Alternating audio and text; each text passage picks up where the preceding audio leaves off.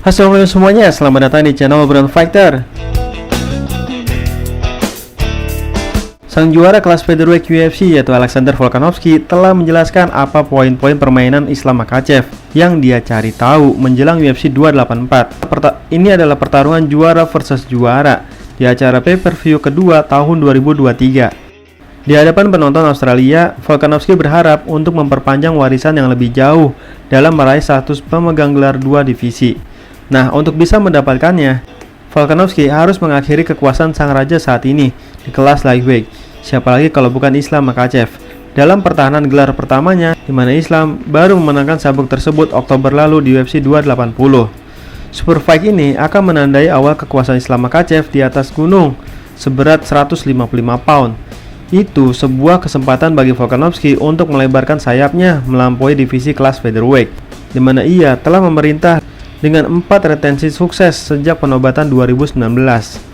Volkanovski berusaha memahami mengapa dan bagaimana Islam Makhachev berbeda. Selama wawancara dengan Michael Bisping di podcast Believe You Me, Volkanovski membahas pelatihan yang dia lalui sebelum apa yang dia sebut sebagai pertarungan warisan dalam seni bela diri campuran. Tapi walaupun terbukti menjadi teka-teki yang tak terpecahkan bagi lawan masa lalu Islam Makhachev, Volkanovski bersikeras bahwa dia dan timnya sedang mencari tahu. Kata Volkanovski, kami mendapatkan banyak penampilan yang berbeda. Jelas, gulat mereka adalah level tertinggi. Bergumulan dan penguasaan mereka, khususnya Islam Makhachev, mereka sangat pandai menyematkan dan menahan orang. Kami jelas menghentikan banyak gerakan mereka. Hal-hal dan teknik yang mereka sukai, cara mereka mengontrol, yang biasanya sedikit berbeda dengan orang jiu-jitsu. Semua orang akan berkata, ini berbeda. Tapi uniknya, mereka tidak benar-benar tahu mengapa. Kami mencari tahu alasannya, dan kami memahami alasannya. Semua detail kecil yang jelas akan memberitahu kami keunggulan. Memiliki orang yang tepat di sekitarmu, yang ingin memikirkan hal-hal seperti itu, dan kemudian memiliki orang yang levelnya sangat tinggi, dan jauh lebih besar dariku, menempatkanku di posisi ini, bahkan saat aku lelah. Untuk mengamankan tempatnya di singgasana kelas lightweight, Islam Makhachev mengakhiri rentetan 11 kemenangan beruntun dari Charles Oliveira. Jika dia ingin mencatat pertahanan yang sukses pada Februari 2023, faktor usia itu perlu berlari lebih lama lagi yang membuat Volkanovski mencatat 22 kemenangan beruntun sejak satu-satu kekalahan profesionalnya pada tahun 2013.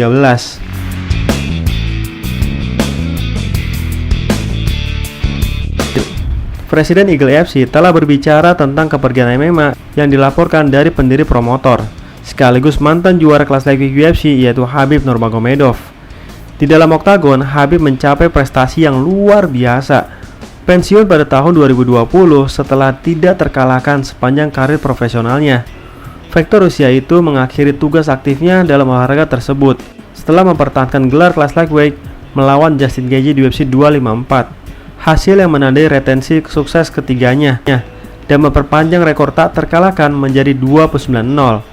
Dan setelah pensiun, pengaruh dan kesuksesan Khabib dalam olahraga tidak luntur, baik itu melalui pembentukan organisasinya sendiri, kemenangan untuk sejumlah muridnya, atau kejuaraan Islam Makhachev Oktober lalu. The Eagle tetap unggul di luar oktagon. Namun sekarang tampaknya resume olahraga tarung Dagestan ini sebagian besar telah selesai. Bulan ini terungkap bahwa Khabib berencana mundur dari komitmennya di MMA untuk menghabiskan lebih banyak waktu bersama keluarga.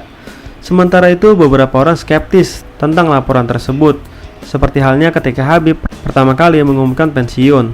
Langkah tersebut semakin dekat dengan kenyataan ketika dikonfirmasi bahwa Khabib tidak akan berada di corner untuk pertahanan gelar Islam Makhachev yang akan datang melawan Alexander Volkanovski.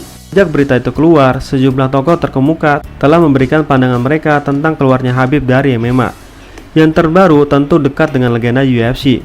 Selama wawancara baru-baru ini dengan Ustadz Taika, Presiden Eagle FC yaitu Shamil Zafurov memberikan penilaiannya tentang rencana Khabib ke depan dan bagaimana hal itu dapat mempengaruhi masa depan Eagle FC. Zafurov memulai dengan menyatakan bahwa laporan tentang keputusan Khabib untuk meninggalkan seluruh industri telah dibesar-besarkan oleh media. Namun, dia mendukung klaim bahwa perjalanan dan pemisahan yang sering dari keluarganya selama kamp pelatihan telah menyebabkan keputusan untuk mundur dari persiapan pertarungan rekan senegaranya itu. Kata Zafurov, Ya, seperti biasa, media membesar-besarkan segalanya. Selalu ini terjadi.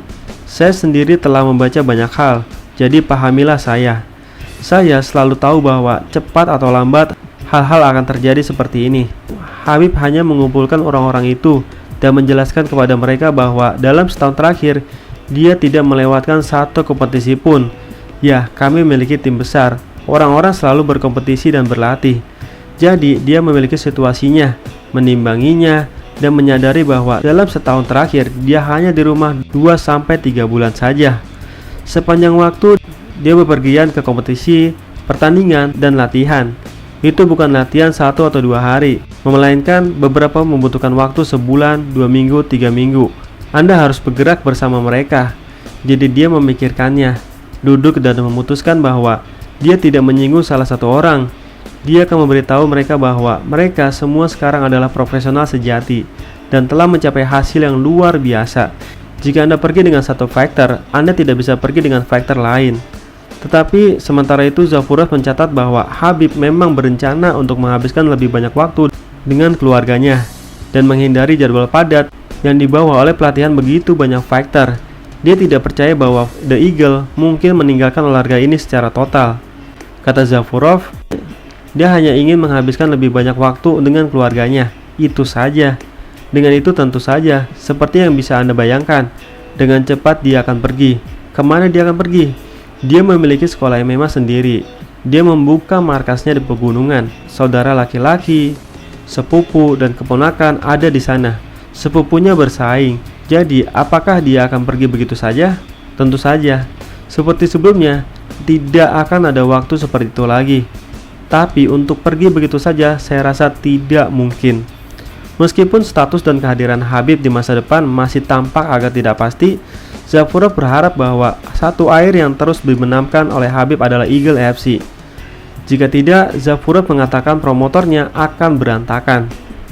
Kata Zafurov, kami akan melanjutkan upaya kami untuk memajukan Eagle FC. Kami memahami bahwa jika Habib pergi, organisasi besok akan berantakan. Eagle FC bergantung pada Habib. Jika Eagle FC akan terus berlanjut, kami akan mendorongnya ke depan. Kami memiliki begitu banyak anak muda yang berkompetisi.